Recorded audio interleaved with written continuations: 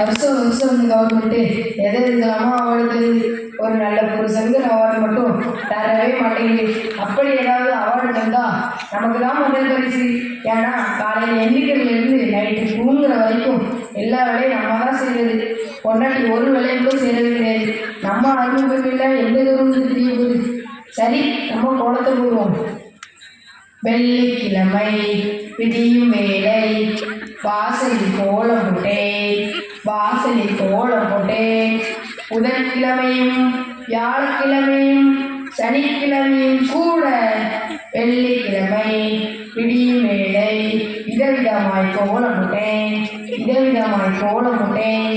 கோலம் போட்டு முடிச்சி இந்த குப்பையை கொண்டு போய் கட்டிடணும்.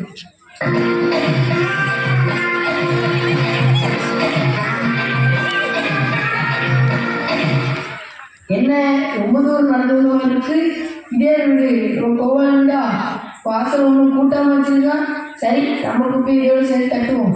அவனை எல்லாத்தையும் கூட்டி சேர்த்து அழுதான். என்னடா கோவாலு இந்த பக்கம்? என்னது என் வீட்டு பக்கம் வந்து என்ன இந்த பக்கம் கேட்குறியா? அப்பப்போ என் வீட்டு வாசல் நீ தான் கூப்பிட்டு. இதுக்கெல்லாம் யார் தரணும்னு தெரியாம தவிச்சுக்கிட்டு இருந்தேன். டே, உன சும்மா விட மாட்டேன்டா, ஊரை கூட்டுறேன்.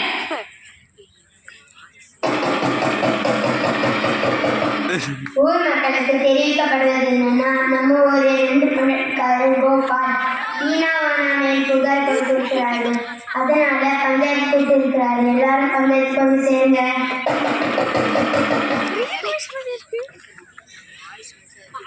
நம்ம எல்லாரும் குடிக்கும் தடவை காணே.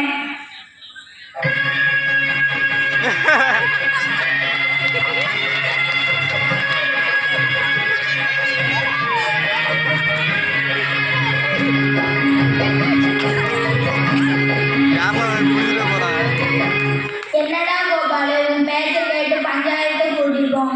நம்ம ஊர் பையன் என்ன தப்பு செஞ்சாலும் தைரியமா சொல்லு, அதுக்கு ஒரு தண்டனை கொடுத்துருவோம். தலைவரே, அது வந்துங்க. விட்றா விட்றா. என்னது அருவாளா? இப்ப தேவைப்படாது, தேவைப்படும் போது பின்னால வாங்கிக்கிறேன். குடி குடி இல்லா.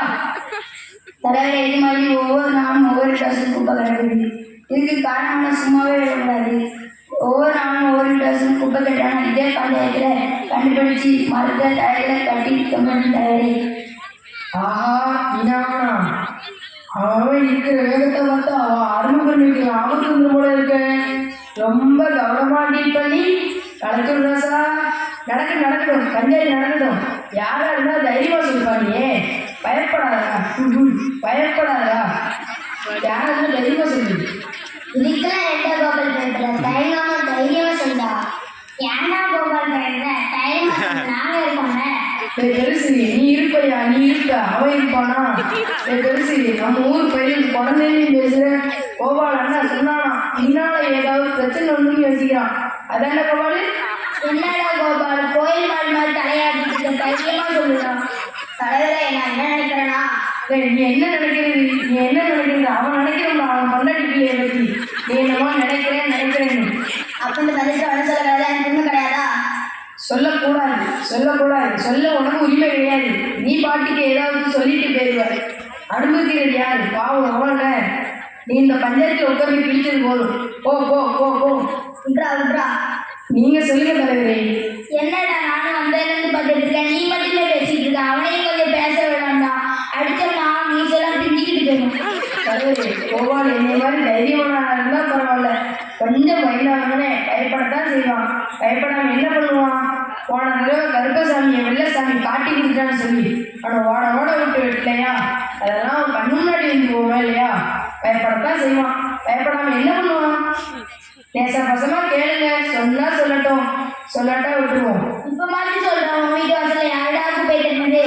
தலைவரே, இன்னைக்கு என் வீட்டு வாசல்ல குப்பை இல்லை. ஆனா குப்பை தட்ட வந்தவனா சொல்லணுமா இல்லையா? பார்த்தீங்களா?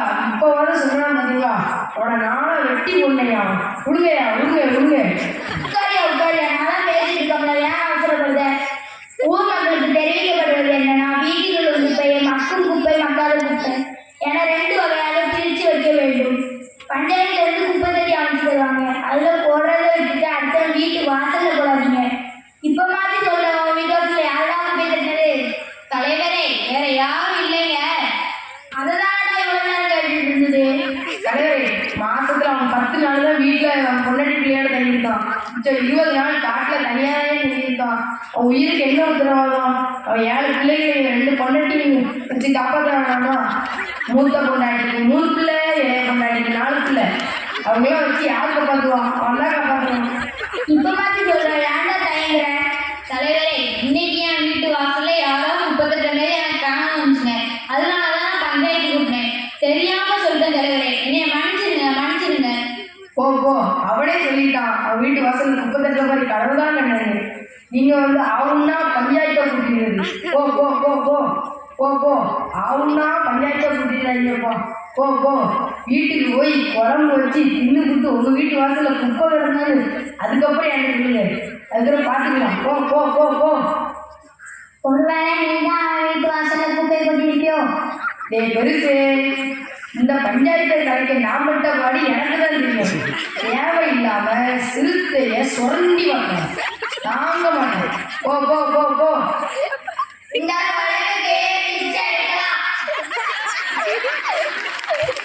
இல்லையப்பா. குப்பை தொட்டி பயன்படுத்தி